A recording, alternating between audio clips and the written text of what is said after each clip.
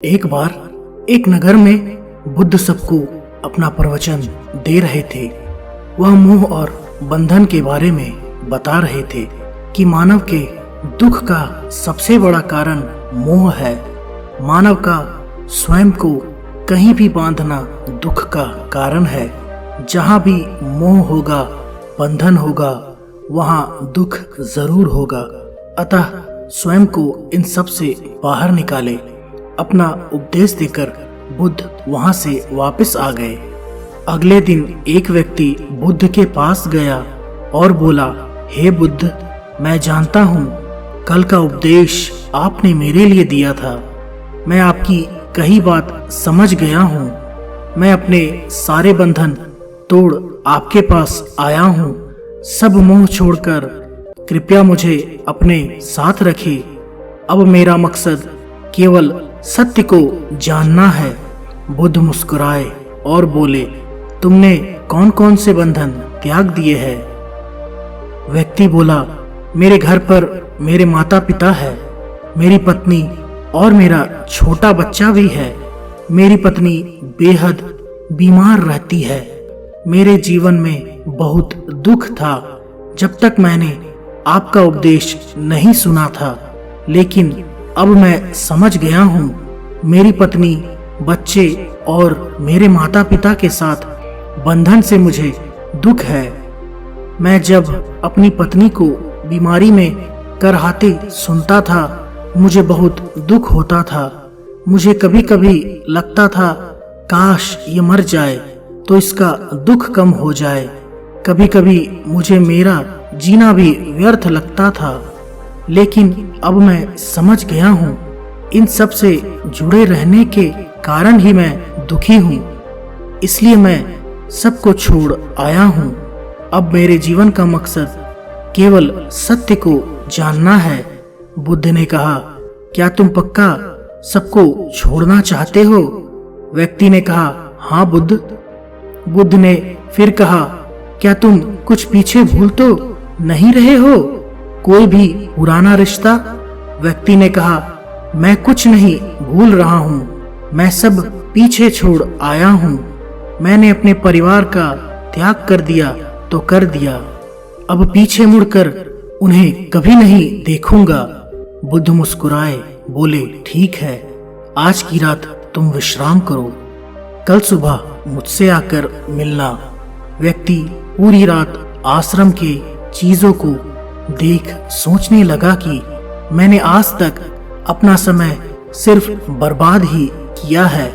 अब वह ऐसे महान कार्य का हिस्सा होने जा रहा है जिसे खुद बुद्ध संचालन करते हैं।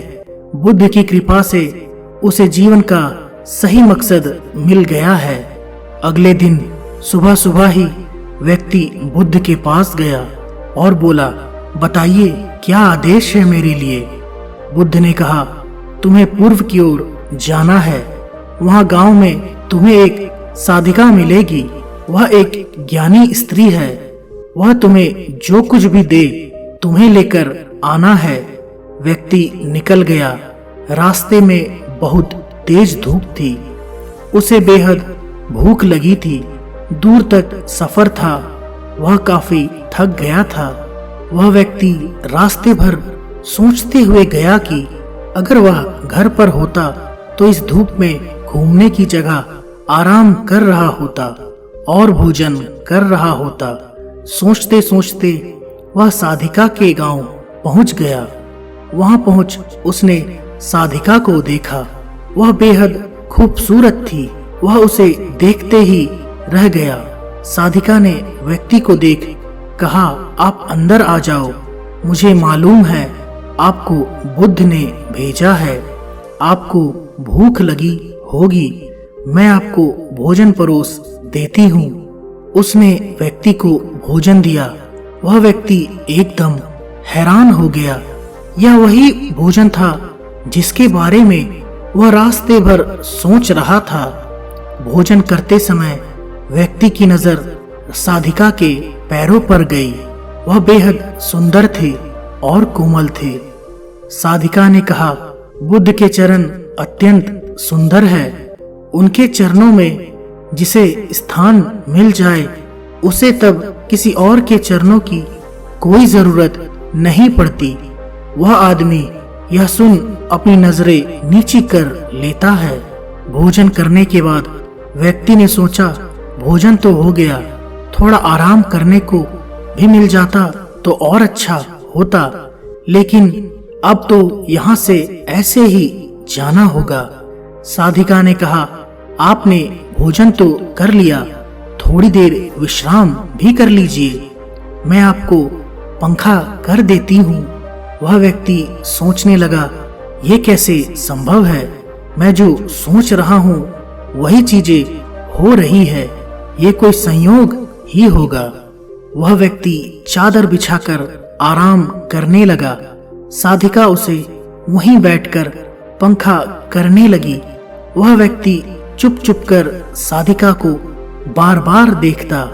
वह कभी उसके चेहरे को देखता तो कभी उसके चरणों को। वह उसके शरीर की सभी आकृतियों को देखता और मन ही मन सोचता, कितनी सुंदर स्त्री है, एकदम शांत, सुंदर, प्यारी वाणी, इसे तो मेरी पत्नी होना चाहिए था। वह मन ही मन साधिका के लिए कई सारी कविताएं बना चुका था। थोड़ी देर बाद उसे याद आया कि उसे वापस भी जाना है। साधिका से उसने कहा, अब मुझे चलना चाहिए। जाते समय व्यक्ति ने सोचा, एक बार साधिका को फिर से ध्यान से देख लेना चाहिए, इतनी सुंदर स्त्री है। तभी साधिका ने कहा, शरीर में कुछ नहीं रखा, इसमें तो बस मांस, मज्जा, हड्डी, रक्त का जोड़ है, इसमें कुछ नहीं रखा। यह सुन व्यक्ति घबराया और बोला, क्या आप अंतर्यामी हैं? मन की आवाज को सुन लेती है। वह बोली, नहीं, मैं कोई अंतर्यामी नहीं हूँ। बुद्ध की कृपा और साधनाओं से मैं जीवन को जानती हूँ और मन के भावों को पढ़ सकती हूँ, इसलिए मैं तुमसे कहती हूँ, शरीर में कुछ नहीं रखा, वे नश्वर है और नष्ट हो जाएगा।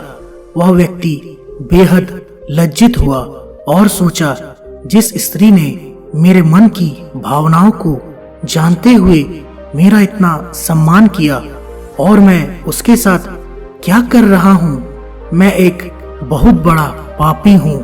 वह व्यक्ति साधिका से नजर ना मिला सका और वहां से बुद्ध के पास वापस आया और बुद्ध से सब बात कह दिया और कहा, बुद्ध, मुझसे गलती हो गई। बुद्ध ने कहा, मैं पहले से ही तुम्हारे मन के भाव को जानता था, अब तुम बताओ, क्या तुम बंधन मुक्त हो गए हो? व्यक्ति ने कहा, मैंने तो आपके कहे अनुसार सारे मोह बंधन त्याग दिया। मेरा मोह मेरे परिवार से था, जिन्हें मैं छोड़ आया हूँ। बुद्ध ने कहा, बाहरी बंधन और मोह को त्यागने से हम बंधन मुक्त नहीं हो जाते। बंधन और मोह हमारे भीतर ही है, ना कि बाहर। इसलिए तुमने परिवार के बंधन को तो छोड़ दिया, लेकिन एक और बंधन बांधने चले थे, जिसके कारण आज तुम खुद को पापी समझ रहे हो। व्यक्ति बोला, बुद्ध, आप सही कह रहे हैं, मैं बस अपनी पत्नी से पीछा छुड़ाना चाहता था। एक वक्त से हम कभी साथ नहीं आए, वह बस बीमार रहती थी और मैं कुछ ज्यादा कमाता भी नहीं हूँ, जिस वजह से मैं अपने परिवार की जिम्मेदारी से भाग रहा था, उनसे पीछा छुड़ाना चाहता था। और जब मैंने आपका उपदेश सुना तो मुझे लगा परिवार ही सबसे बड़ी बाधा है, उन्हें छोड़ने से सत्य की प्राप्ति होगी, लेकिन मैं गलत था। मैं समझ गया हूँ कि सत्य की प्राप्ति में सबसे बड़ी बाधा परिवार नहीं, मैं खुद हूँ। बुद्ध ने कहा, मैं जो भी कहता हूँ वह लोग अपने स्वार्थ के अनुसार ही सुनते हैं। जहाँ उनका स्वार्थ नहीं, वह उन बातों को नकार देते हैं। मोह, कामना, इच्छा, वासना, क्रोध, इन सब चीजों को लोग बाहर की तरफ ही ढूंढते रहते हैं। कामना से इच्छा पैदा होती है, इच्छा से वासना, और वासना ना मिले तो क्रोध पैदा होता है। यह सब एक दूसरे से जुड़े होते हैं। आपने देखा होगा, जब भी आपको क्रोध आता है, आप उसका जिम्मेदार दूसरों को सौंप देते हैं कि उसकी वजह से मुझे क्रोध आया है। हम कभी ये नहीं कहते कि खुद के कारण हमें गुस्सा आया है, जबकि क्रोध हमें हमारे वजह से ही आते हैं। अगर आप चाहे तो क्रोध नहीं आएगा। इसी तरह बंधन बाहर नहीं होते, हमारे मन में ही होते हैं। इसी तरह मन से ही और मन के बंधनों के कारण ही दुख भी पाते हैं।